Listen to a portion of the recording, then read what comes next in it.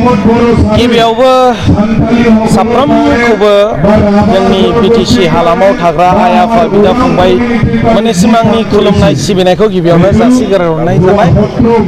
जोंनि बेयाव नुजाफैनाया जों बिसेसकै जिउआव मोनसे गोजोननाय मोनदों।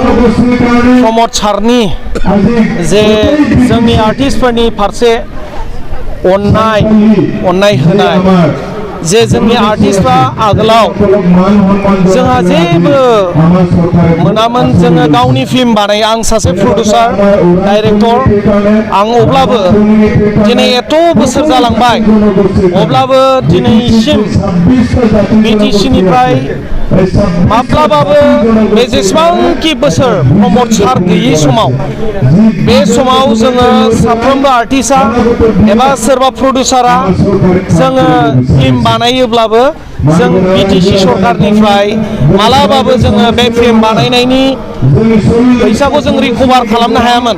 नाथाय जेब्ला प्रमद सारा फैबाय, दिनै प्रमद सारा जेब्लानिफ्राय सिट जिरायबाय, बे समनिफ्राय जोङो गासैबो प्रडिउसार साफ्रोमबो मोनजोबाखैबाबो आं दिनै सासे बुंनो हायो, दिनै आंनि फिल्म बानायनायनि गासैबो फैसा थाखाफोरखौ दिनै बे सरकारनि समाव मोनदों। आरो आंल' नङा, साफ्रोमबो दिनै मोनदों। बे बिथांमोना हयथ' ससियेल मिडियानि गेजेराव नुजायाखै, नाथाय आगोलनि दिनाव जों फिल्म बानायग्राफ्रा माब्लाबाबो नुवामोन।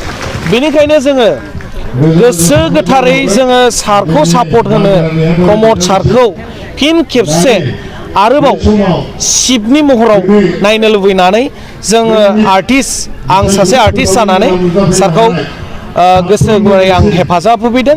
मानोना सारनि अननायाव दिनै जोङो सिनेमा हलबो मोननो हाबाय। माब्लाबाबो जोंनि बेफोर सिनेमा हलनि थाखाय जोङो जेसेबांखि बोसोर, जों बारा गोलावखौ बुंला, खिन्थु जोङो 10 एबा 12 बोसोरा जोङो नांथाबदोंमोन जोंनि बिसाया। अब्लाबो बै समाव आब्बानि समावबो जों नांथाबदोंमोन। नाथाय जेला बिसा दाबाय, बिसा दानाय समावबो जागोनै दिनै गैया। जेब्ला प्रमद सारा सिट जिरायबाय, बे समनिफ्राय जेब्ला जोंनि दुखु सुखु आर्टिस्टफोरनि दिनै गांनाय उखैनायखौ एकमात्र प्रमद साराल' बुजिदों। बेनिखायनो जों आसा लायो, आरो आंबो सासे आर्टिस्ट जानायखाय आं बयखौबो आर'ज गाबो, दिनै सासे बुद्धिजिबि, साननो गोरों, रायजो राजानि थाखाय गांनाय उखैनाय गासै बिथिंनिफ्राय साननो हनो गोरों सासे दिनै जोंनि प्रमद सारखौ फिन खेबसेबाव मानोना सुबिदाखौ होगोन होननानै आं आसा थियो।